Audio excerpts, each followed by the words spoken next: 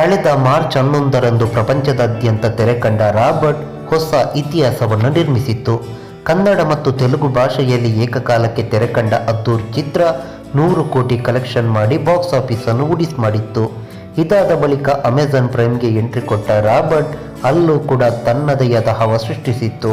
ಅಷ್ಟೇ ಅಲ್ಲದೆ ಆಗಸ್ಟ್ನಲ್ಲಿ ಹಿಂದಿಗೆ ಡಬ್ ಆಗಿ ಕಿರುತೆರೆ ಮತ್ತು ಯೂಟ್ಯೂಬ್ನಲ್ಲಿ ಒಂದೇ ದಿನ ಪ್ರೀಮಿಯರ್ ಕಂಡ ರಾಬರ್ಟ್ ಅನ್ನು ಉತ್ತರ ಭಾರತೀಯರು ಹಾಗೂ ವಿದೇಶಿಗರು ಮೆಚ್ಚಿ ಕೊಂಡಾಡಿದ್ರು. ಹೀಗಿರುವಾಗ ರಾಬರ್ಟ್ ಅಂಗಳದಿಂದ ಇದೀಗ ಮತ್ತೊಂದು ಸುದ್ದಿ ಹೊರಬಿದ್ದಿದೆ.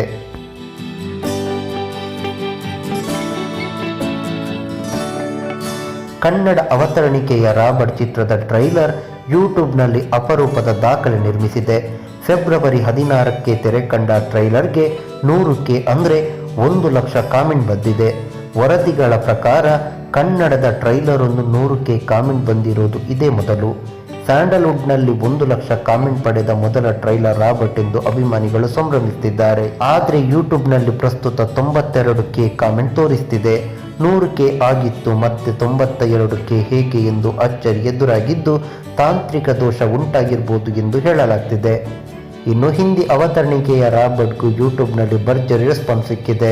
37 ಮಿಲಿಯನ್ ವೀಕ್ಷಣೆ ಪಡೆದಿರುವ ರಾಬರ್ಟ್ 500K ಲೈಕ್ಸ್ ಪಡೆದುಕೊಂಡಿದೆ.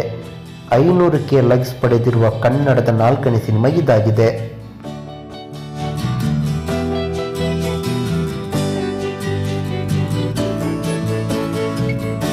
ಈ ಮಾಹಿತಿ ನಿಮಗೆ ಇಷ್ಟವಾಗಿದ್ದರೆ ಲೈಕ್ ಮಾಡಿ, ಶೇರ್ ಮಾಡಿ, ಹಾಗೆ ನಮ್ಮ ಕೋಸ್ಟಲ್ ಕನ್ನಡ ಯೂಟ್ಯೂಬ್ ಚಾನಲ್ಗೆ ಸಬ್ಸ್ಕ್ರೈಬ್ ಮಾಡಿ.